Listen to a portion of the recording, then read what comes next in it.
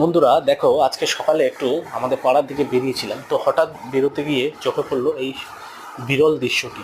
এটা সত্যি বিরল দৃশ্য বলবো, কারণ এই যে বাচ্চাটা মাছ ধরছে এর বয়স ওই 4 বছর, 4.5 বছর সামথিং হবে এরকমই, যতটা আমার মনে হলো। এই বাচ্চাটার আমি সাহস দেখে অবাক হয়ে যাচ্ছি। একটা পুকুর ছেঁচা হচ্ছে, মানে জল খালি করা হচ্ছে মাছ ধরার জন্য, এবং তার সঙ্গে সকলেই ওখানে উপস্থিত ছিল। এবং আমি বাচ্চাটার দিকে অবাক হচ্ছি, বাচ্চাটাও মাছ ধরতে নেমে গেছে।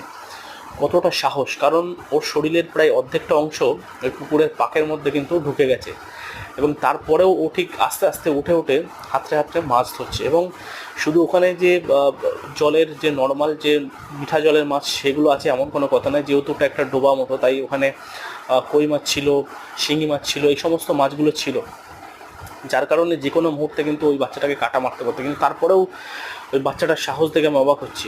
বারবার মাছ ধরতে যাচ্ছে, যেহেতু ছোটো তাই মাছ ধরতে পারছে না, কিন্তু সেই সুযোগটাকে কিন্তু ছাড়ছে না। যেখানেই নড়ছে মাছ সেখানে গিয়ে কিন্তু সে হাতড়াচ্ছে, এবং অবশেষে দেখো লাস্টে একটা বিরাট বড় মাছ ধরে ফেলবে, এবং মাছটা ধরে সে তার দাদুর হাতে তুলে দেবে।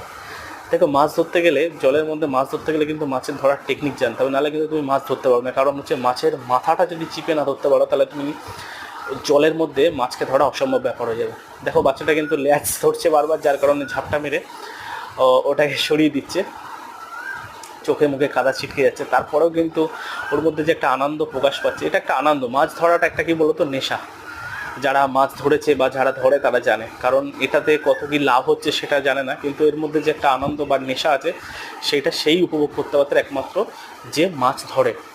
সুতরাং আমি ছোটোবেলায় এরকম করেছি, তাই জিনিসটা অনেকটা আনন্দের। খুব ভালো লাগলো দেখে, তাই আমি ভিডিও ক্যাপচার করে তোমাদের সামনে শেয়ার করলাম। ভালো লাগলে লাইক করো, শেয়ার করো এবং পাশে থাকো। Thank you so much.